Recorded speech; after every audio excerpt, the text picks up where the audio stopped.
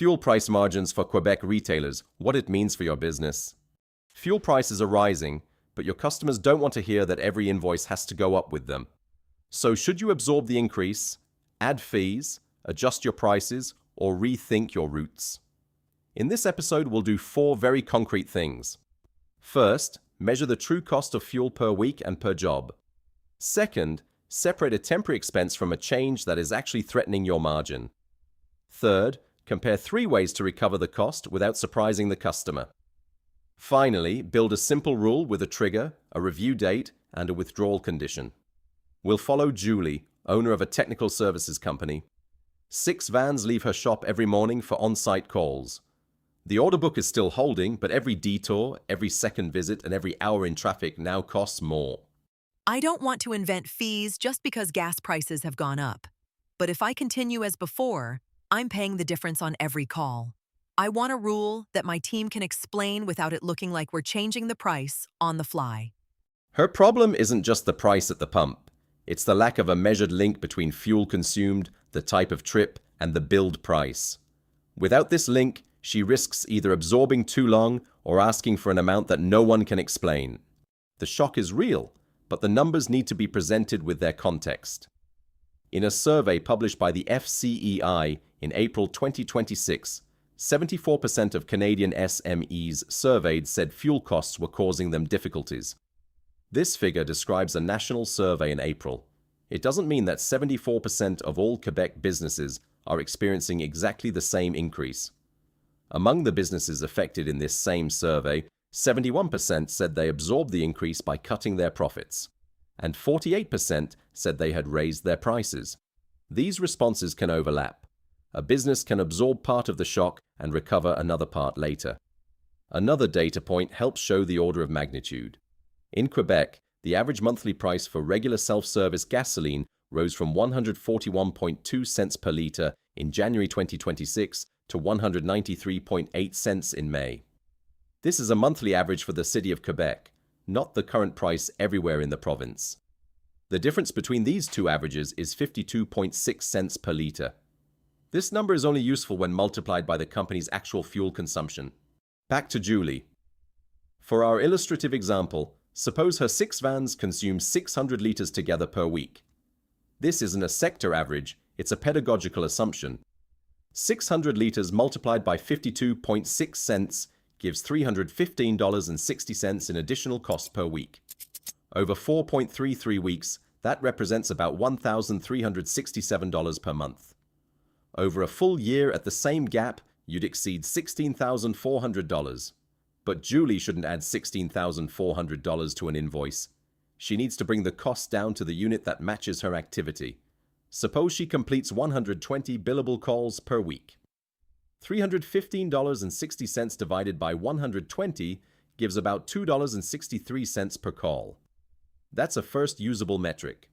Next, she checks the dispersion. A 3-kilometer call doesn't have the same cost as a 40-kilometer trip. An intervention resolved in one visit doesn't have the same cost as a return caused by a forgotten part. The average cost gives a starting point. Routes and revisits explain the variances. First response: absorb temporarily. This is reasonable if the gap is small, if the margin can support it, and if an end date is already on the calendar. The important word is temporarily. Without a review date, the exceptional cost becomes a permanent leak. Second response: reduce the cost before changing the price. Julie can group appointments by sector, confirm parts before departure, limit avoidable returns, and measure unbillable kilometers. A route saving isn't spectacular, but it protects the margin without asking for another dollar from the customer. Third response: recover part of the cost in a price or a transparent mechanism. This could be a revised total price, a clearly defined service zone, or a negotiated clause for certain contracts. The important thing isn't the name of the mechanism. The important thing is that the customer understands the applicable price before committing.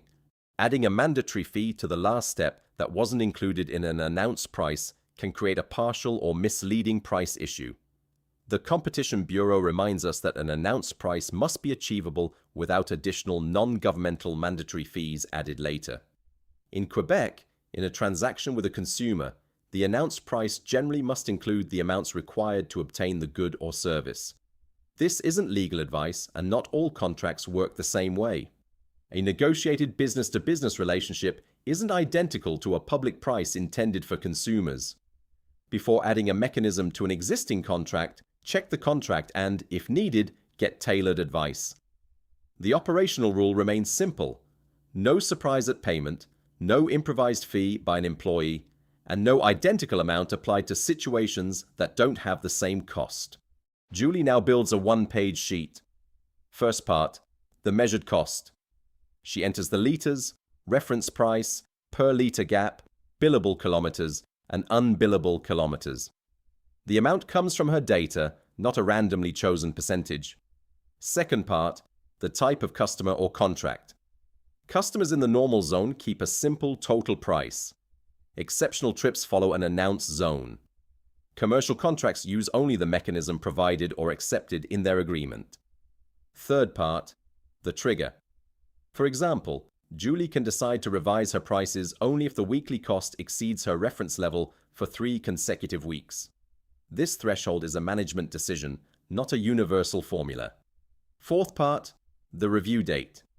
Every Friday, she looks at 4 numbers: liters consumed, unbillable kilometers, cost per call, and gross margin on the affected jobs. Fifth part, the withdrawal rule. If the cost falls back below the threshold during the defined period, the temporary mechanism disappears or the price is revised. A measure presented as temporary must be able to end. Week 1. Photograph the current situation. Note the number of liters, total cost, kilometers, billable calls, and gross margin. Do not change anything yet. Week 2. Fix a single operational leak. Consolidate one sector, confirm parts, or reduce returns. Measure what changes. Week 3.